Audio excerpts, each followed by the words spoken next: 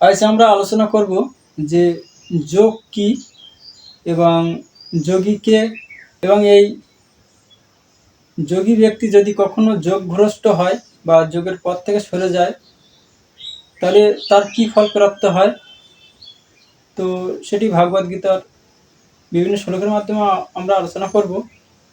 তো প্রথমে গীতার দ্বিতীয় অধ্যায় অর্থাৎ সাংখ্যযোগের 53 নম্বর শ্লোকে ভগবান বলছেন, যোগম ব্যবসাসী অর্থাৎ যোগম অব্যবসাসী।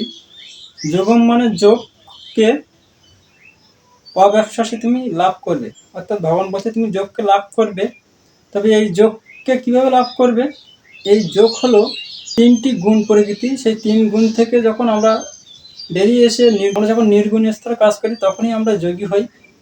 তাই ভগবান 2-45 নম্বর শ্লোকে বলছেন, ত্রিগুণ্য বিষয়া বেদা নিরস্ত্রগুণ্য ভবার্জুন। অর্থাৎ বেদে প্রধানত জড়া প্রকৃতির 3টি গুণ সম্বন্ধে আলোচনা করা হয়েছে। হে অর্জুন, তুমি সেই গুণগুলিকে অতিক্রম করে নির্গুণ স্তরে অধিষ্ঠিত হও।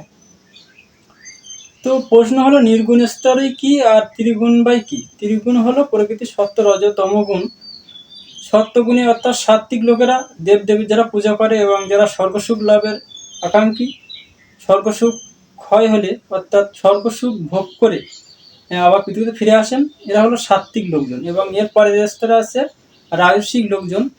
তো এই রাজসিক লোকেরা হলো তারা প্রেম ভালোবাসা বা কামনা বাসনার মধ্যে থাকেন। ভগবান 14 অধ্যায়ের গীতার গুণোত্তরা বিভাগ যোগে 3টি গুণ সম্বন্ধে আলোচনা করেছেন। আমরা একটা পরবর্তী ভিডিও বন্ধুরা এই বিষয়ে বিস্তারিত আলোচনা করব 3টি গুণ সম্পর্কে।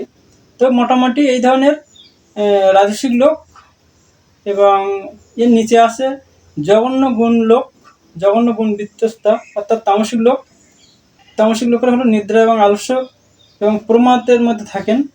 খুন, যখন লুটপাট, রেপিস্ট বা নেশাখোর এই সমস্ত মানুষরা, তাদের জ্ঞান একেবারে থাকে না, এরা হলো তামসিক লোকজন। তো এই 3 প্রকারের লোক প্রকৃতিতে থাকে বা প্রকৃতির 3টি গুণ, এই 3টি গুণকে অতিক্রম করে নির্গুণ স্তরে অর্থাৎ ভগবানকে প্রাপ্ত হওয়ার জন্য জরা মরণ মোক্ষায়, জরা এবং মরণ থেকে মুক্তি লাভের জন্য ভগবান বলেছেন গীতা, অর্থাৎ মোক্ষ প্রাপ্ত হতে চান যারা, এরাই হলো যোগী।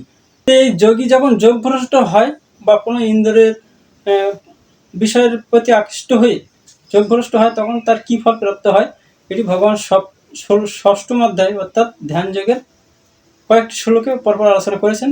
6ম অধ্যায়ের 37 নম্বর শ্লোকে অর্জুন জিজ্ঞাসা করছেন ভগবানকে, হে কৃষ্ণ, যিনি প্রথমে শ্রদ্ধা সহকারে যোগে যুক্ত হয়ে পরে চিত্তচাঞ্চল্য হেতু ভ্রষ্ট হয়ে যোগে সিদ্ধিলাভ করতে না পারেন, তবে সেই ব্যর্থ যোগীর কি গতি লাভ হয়? হে মহাকৃষ্ণ, মহাবাহ কৃষ্ণ, কর্ম ও যোগ হতে ভ্রষ্ট ব্যক্তি ব্রহ্মলাভের পথ থেকে বিমূঢ় হয়ে যে আশ্রয়হীন হয়ে পড়ে সে কি ছিন্ন মেঘের মতো একেবারে নষ্ট হয়ে যাবে? ভগবান উত্তর দিচ্ছেন 40 নম্বর শ্লোকে, পরমেশ্বর ভগবান বললেন, হে পার্থ, শুভ অনুষ্ঠানকারী পরমাত্মবিদের ইহলোকে ও পরলোকে কোনো দুর্গতি হয় না। হে বৎস, তার কারণ কল্যাণকারী কখনো অধোগতি হয় না। অর্থাৎ যোগী হলো কর্মযোগী বা নিষ্কাম কর্ম করেন, প্রকৃতির সমস্ত জীবের জন্য ভালো কাজ করেন। যারা সাত্ত্বিক, রাজসিক এবং তামসিক লোকজন তাদের জন্য সে ভালো কাজ করেন যাতে তারাও নির্গুণ স্তরে যেতে পারে। সেই সর্বভূত হিতেরতা অর্থাৎ সকলের সমস্ত জীবের কল্যাণে রত হয়ে কাজ করেন। তো ভগবান বলছেন এখানে যারা কল্যাণে রত হয়ে কাজ করেন বা যোগী হন, ভগবান প্রাপ্ত হতে চান, তাদের কখনো ইহলোকে পরলোকে কোনো দুর্গতি হয় না। শুভ অনুষ্ঠানকারী অর্থাৎ ভালো কর্মকারীর বা নির্গুণ স্তরের কর্মকারীর বা সকলের জন্য সকলের হিতে কর্মকারী। আর কি বলছেন? ইহলোকে পরলোকে অর্থাৎ মৃত্যুর আগে বা মৃত্যুর পরে কোনো তার দুর্গতি হয় না। তার কারণ ভগবান বলছেন কল্যাণকারীর কখনো অধোগতি হয় না, বা কল্যাণকারীর কোনো সর্বনাশ হয় না বা কোনো ক্ষয় হয় না, তিনি সবসময় ভালো পথে যান। এরপরের শ্লোকে ভগবান আরো বলছেন, যোগভ্রষ্ট ব্যক্তি পুণ্যবানদের প্রাপ্য স্বর্গাদি লোকসমূহে বহুকাল বাস করে করে সদাচারী ব্রাহ্মণদের গৃহে অথবা শ্রীমান ধনী বণিকদের গৃহে জন্মগ্রহণ করেন। এরপর যোগভ্রষ্ট ব্যক্তি কি করেন? স্বর্গলোকে অনেকদিন স্বর্গসুখ ভোগ করে কোনো সদাচারী ব্রাহ্মণদের গৃহে অর্থাৎ ব্রাহ্মণ বা শিক্ষকদের গৃহে জন্মগ্রহণ করেন, এবং অথবা কোনো ধনী বণিক বা বৈশ্যদের ঘরে জন্মগ্রহণ করেন।